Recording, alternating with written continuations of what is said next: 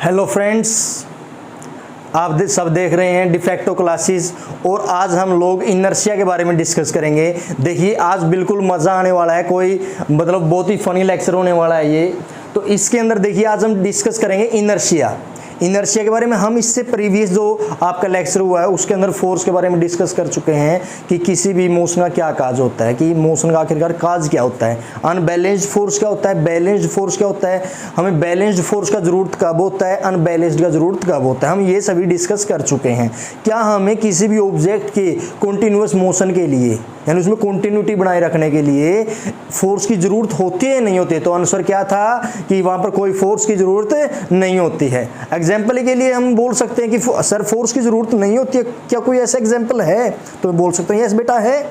तो कहाँ पर है? हम बोलते हैं कि लाखों सालों से आपका मून है जो अर्थ के चारों तरफ रोटेट करता है, तो क्या उसको किसी फोर्स की जरूरत होती है? तो हम बोलते हैं नहीं सर वहां तो नहीं होती। तो देखिए तो मोशन के अंदर फोर्स की जरूरत नहीं होती। सेकंड, आपने देखा है कि आपका जो सन है, सन के चारों तरफ सभी प्लैनेट मूव करते हैं, तो क्या उनको फोर्स की जरूरत होती है उस कंटिन्यूअस मोशन के लिए? तो हम बोलेंगे सर नहीं होती। तो देखिए बेटा, तो आपको किसी फोर्स की जरूरत नहीं होती है किसी क्या करने के लिए, कंटिन्यूअस मोशन के लिए। लेकिन हम कब बोल सकते हैं कि फोर्स की जरूरत होगी? तो अगर आपका फ्रिक्शन है, अगर हम किसी बॉल को अर्थ पर फेंक देते हैं तो हमें मालूम है कि वो थोड़ी देर के बाद रुकेगी, तो उसको कंटिन्यूअस मोशन में रखने के लिए हमें फोर्स की जरूरत होगी, उसके फ्रिक्शनल फोर्स को काउंटर बैलेंस करने के लिए, नलीफाई करने के लिए होगी जरूरत। आज हमें जो डिस्कस करेंगे वो करेंगे इनर्शिया।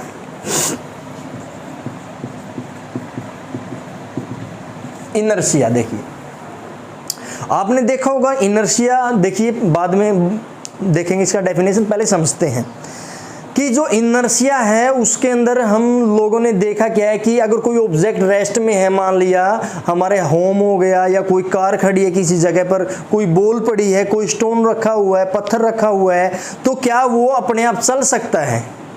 नहीं चल सकता।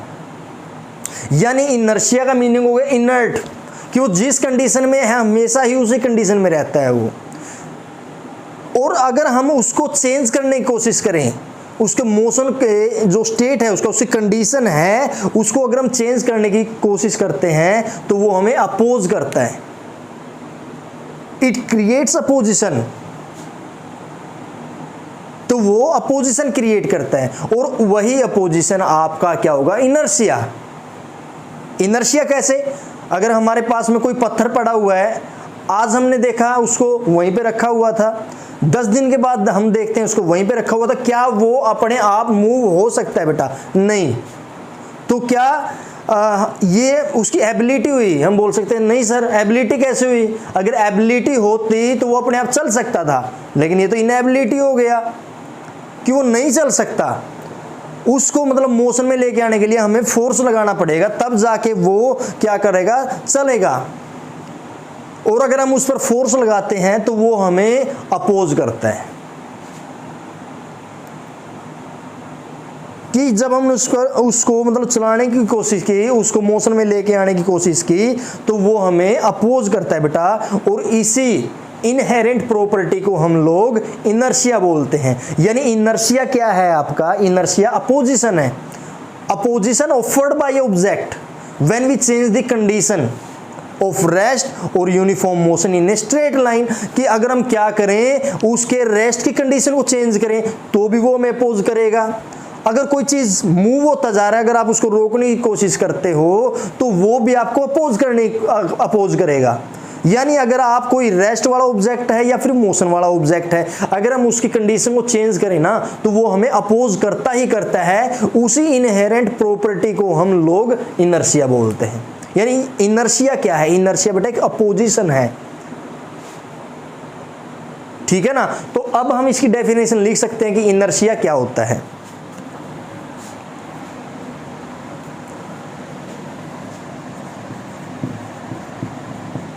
Opposition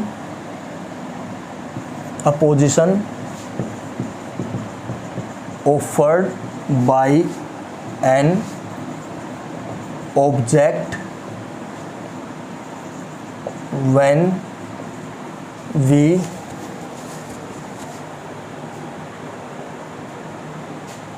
when we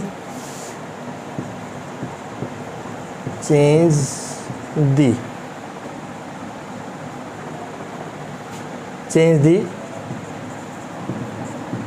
condition of rest or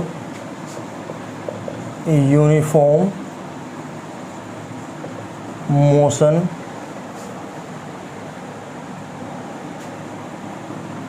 ये देखिए इनर्शिया क्या हुआ बेटा आपका, inertia is opposition offered by an object when we change the condition of rest और यूनिफॉर्म मोशन। यानी आप लोग क्या करते हो, जिस टाइम उसकी कंडीशन को चेंज करते हो, या तो उसकी कंडीशन कैसी हो रेस्ट में, या फिर वो कैसी हो यूनिफॉर्म मोशन में। Uniform motion in a straight line लिख सकते हो आप, इन ए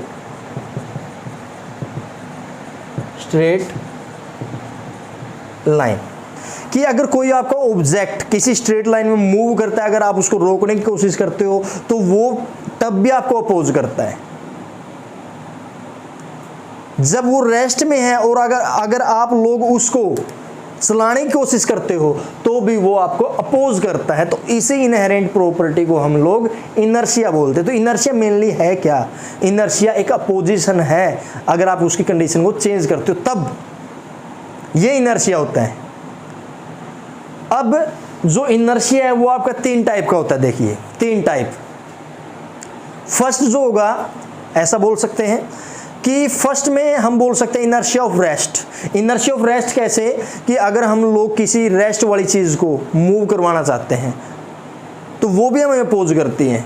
हमारा फोर्स लगता है ना, हमें पता लगता है, हमारी मसल्स को पता लगता है कि आगे कोई चीज रखी हुई है, और जब हम इसको पुश करते हैं तो हमें जोर लगाना पड़ता है, फोर्स लगाना पड़ता है, तब जाके वो चलती है।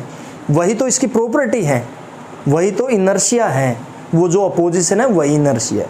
सेकंड, अगर कोई ऑब्जेक्ट मूव यानी चलता जा रहा है, अगर आप उसको रोकने की कोशिश करते हो तो वो एकदम से नहीं रुकता, हमें फोर्स लगाकर उसको रोकना पड़ता है, तो उसको बोलेंगे इनर्शिया ऑफ मोशन। की कोई भी अगर मूविंग ऑब्जेक्ट है आपके पास, वो कभी नहीं रुकेगा, उसको एक्सटर्नल फोर्स लगाकर ही हम रोक सकते हैं, और हमें एक्सटर्नल फोर्स लगाने पर वो अपोज करता है, तो वो हो गया आपका इनर्शिया ऑफ मोशन। अगर कोई ऑब्जेक्ट आपने देखा है कि अगर हम किसी पत्थर को एक धागे में बांध के, स्ट्रिंग में बांध के ऐसे घुमाते हैं ना, तो जब वो टूटता है धागा मान लिया, तो किस डायरेक्शन में जाता है, कि जो वो सर्कुलर पाथ था उसकी टेंजेंशियल डायरेक्शन में वो जाता है, और उसकी डायरेक्शन को हम चेंज नहीं कर सकते। यानी वो अपने आप चेंज नहीं कर सकता इटसेल्फ। उसकी डायरेक्शन को चेंज करने के लिए, अगर कोई ऑब्जेक्ट आपका स्ट्रेट लाइन में मूव होता है ना, तो उसकी डायरेक्शन को चेंज करने के लिए भी हमें एक्सटर्नल फोर्स का यूज करना पड़ता है। और जब आप लोग एक्सटर्नल फोर्स का यूज करते हो उसकी डायरेक्शन को चेंज करने के लिए, तो भी वो आपको अपोज करता है। तो वो हो गया आपका इनर्शिया ऑफ डायरेक्शन। यानी अगर आप किसी चीज को रेस्ट से मूव करवाना चाहते हो, मतलब मोशन में लेके आना चाहते हो, तो भी वो आपको अपोज करेगा।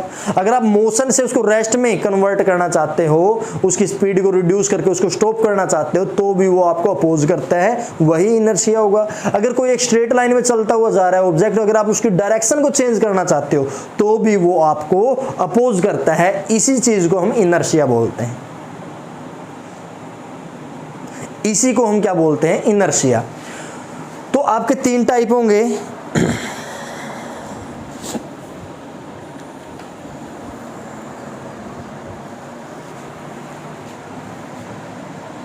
देखिए इनर्शिया ऑफ रेस्ट, सबसे पहले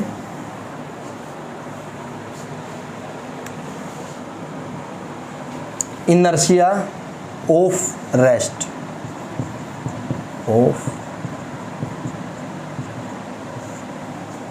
इनर्शिया ऑफ रेस्ट। तो इनर्शिया ऑफ रेस्ट क्या है, opposition offered by an object, यही होगा same, opposition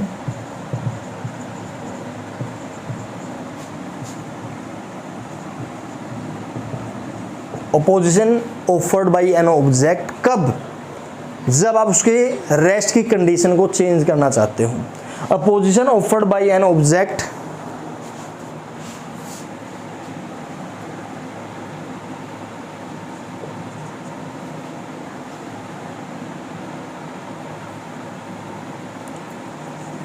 when we change change when we change its condition of rest। जब हम इसकी रेस्ट की कंडीशन को, या स्टेट ऑफ रेस्ट भी बोल सकते हो आप, जब आप किसी भी रेस्ट, अगर कोई ऑब्जेक्ट रेस्ट में है, अगर आप उसको मोशन में लेकर आना चाहते हो, तो जब आप लोग उस पर फोर्स लगाने की कोशिश करते हो तो वो आपको क्या करता है, अपोज करता है। उसी को हम इनर्शिया ऑफ रेस्ट बोलते हैं। आगे होगा आपका, देखिए, इनर्शिया ऑफ मोशन। ये भी क्या होगा, opposition offered by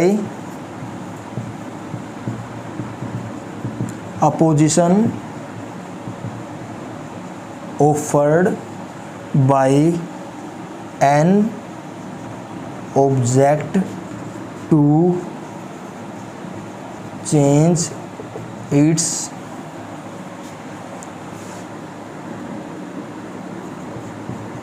state of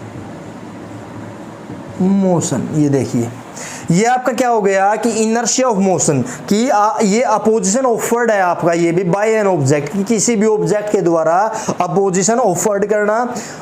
जब आप लोग उसको रेस्ट में लेकर आना चाहते हो, कि कोई ऑब्जेक्ट अगर मूव करता है ना, और अगर आप उसको रोकने की कोशिश करते हैं तो वो भी आपको अपोज करता है, यानी वो भी आपको रोकने की कोशिश करते हैं। तो ये हो गया आपका इनर्शिया ऑफ मोशन। जो थर्ड होगा आपका, देखिए, inertia of direction. Inertia of direction,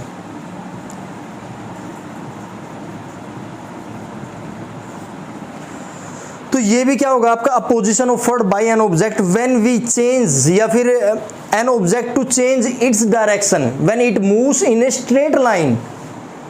तो ये चीज आपने याद रखना है कि इनर्शिया ऑफ डायरेक्शन क्या है। सेम यही डेफिनेशन लिख सकते हो, opposition offered by an object to change its direction, कि जब आप लोग क्या करते हो, इसकी डायरेक्शन को चेंज करने की कोशिश करते हो, तो उस टाइम जो ये अपोजिशन क्रिएट करता है, जब ये स्ट्रेट लाइन में मूव होता है और अपोजिशन क्रिएट करता है, तो उसको हम इनर्शिया ऑफ डायरेक्शन बोलते हैं। उसको क्या बोलते हैं, इनर्शिया ऑफ डायरेक्शन। आशा करते हैं कि ये सारा का सारा आपको समझ में आया होगा। इसके बाद जो गैलीलियो जी ने हमको बोला था, एरिस्टोटल ने जो हमको बोला था, उन सभी के बाद एक साइंटिस्ट आते हैं, सर इसाक न्यूटन, जो हमें इस फोर्स का, इनर्शिया का, जो हमें टोटल इंफॉर्मेशन देते हैं। तो उन्होंने हमको मेन 3 लॉ दिए थे, फोर्थ भी दिया था, पहले 3 दिए थे, first law, second law and third law. जो फर्स्ट लॉ होगा वो लॉ ऑफ इनर्शिया होगा, जो हमने ये डिस्कस किया है ना, फर्स्ट लॉ ही है ये, जो इनर्शिया है ना, ये न्यूटन फर्स्ट लॉ है आपका, Newton first law. Newton first law में न्यूटन जी ने हमको बोला था कि अगर आप किसी भी चीज की कंडीशन को चेंज करना चाहते हो तो हमें एक्सटर्नल फोर्स लगाना ही पड़ता है, और यानी एक्सटर्नल फोर्स कर क्या सकता है, वो can change the condition of motion, can change the state of object. उन्होंने हमको ये बोला था कि अगर आप किसी भी ऑब्जेक्ट की स्टेट को चेंज करना चाहते हो, रेस्ट से मोशन में या मोशन से रेस्ट में लेकर आना चाहते हो, तो हमें क्या करना पड़ेगा, एक्सटर्नल फोर्स का यूज करना ही पड़ता है। तो जो आपका मीनिंग है आपके फर्स्ट लॉ ऑफ मोशन का, Newton first law of motion का, या न्यूटन के फर्स्ट लॉ का जो मीनिंग होगा, वो आपका फोर्स की डेफिनेशन देता है। It gives the definition of force. तो फोर्स की जो डेफिनेशन न्यूटन जी ने दी थी वो थी, force can change the condition of motion या स्टेट ऑफ अ ऑब्जेक्ट, कि जो ये आपका फर्स्ट लॉ होगा, इनर्शिया जो होगा आपका, ये आपका न्यूटन्स फर्स्ट लॉ। इनर्शिया को हम क्या बोल सकते हैं, इनर्शिया को आप लोग न्यूटन्स फर्स्ट लॉ बोल सकते हैं। न्यूटन फर्स्ट लॉ, जो न्यूटन का फर्स्ट लॉ है, न्यूटन जी ने जो भी कोई मोशन का रीजन क्या था, कि अगर कोई मूविंग ऑब्जेक्ट है आपका वो रुक क्यों जाता है, या फिर रेस्ट वाला ऑब्जेक्ट है उसको मतलब मोशन में लेके आने के लिए हमें क्या करना पड़ेगा, तो हमें फोर्स लगाना पड़ता है। वो किसने बोला था हमको? न्यूटन जी ने बोला था। उन्होंने हमें बेसिक 3 लॉ दिए थे, first law, second law and third law. जो फर्स्ट लॉ है आपका न्यूटन का, वो लॉ ऑफ इनर्शिया है। उन्होंने बोला था कि अगर आप किसी भी ऑब्जेक्ट की स्टेट को चेंज करना चाहते हो तो हमें एक्सटर्नल फोर्स का यूज करना पड़ता है। तो उन्होंने जो फर्स्ट लॉ के अंदर कि फर्स्ट लॉ है किसके लिए, हमें फर्स्ट लॉ क्या गिव करता है, क्या देता क्या हमें फर्स्ट लॉ, तो हम बोलेंगे कि हमें फर्स्ट लॉ जो होता है वो आपको डेफिनेशन ऑफ फोर्स देता है। वो आपको क्या देता है? Definition of force. तो ये आशा करता हूँ ये सभी चीजें आपको समझ आई होगी। इनर्शिया क्या होता है, इनर्शिया ऑफ रेस्ट क्या होता है, इनर्शिया ऑफ मोशन क्या होता है, इनर्शिया ऑफ डायरेक्शन क्या होता है, और इन्हीं को हम लोग न्यूटन का फर्स्ट लॉ बोलते हैं। और न्यूटन का जो फर्स्ट लॉ है वो आपको डेफिनेशन ऑफ फोर्स देता है। देखिए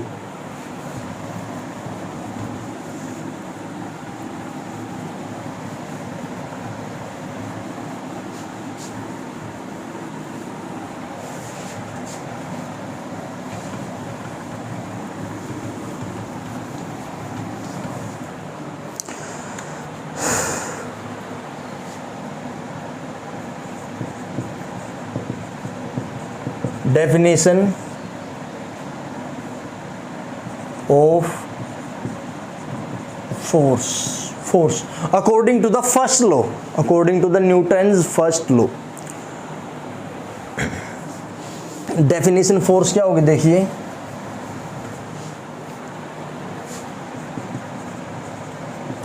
force according to the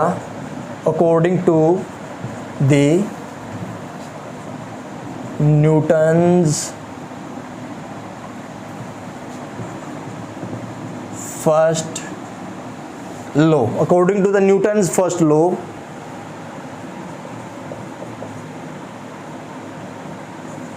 force can change the condition of motion. ये होगा आपका फर्स्ट लॉ के according definition. According to the Newton first law, force can change the condition of motion, कि motion की condition को फोर्स चेंज कर सकती है, या फिर आप बोल सकते हो can change the state of object.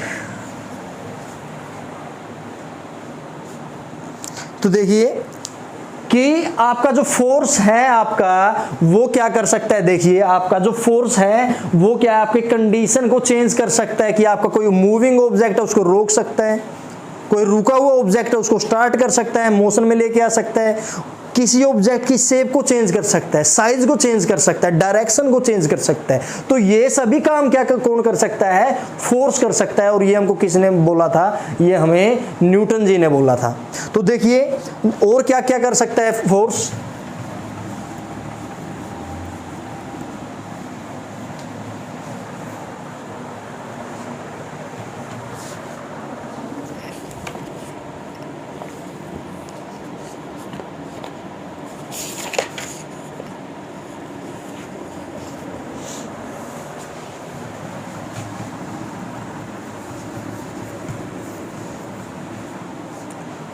देखिए जो फर्स्ट है फोर्स क्या कर सकता है? Force can change the shape of object, कि आपका फोर्स क्या कर सकता है? Can change the shape of object.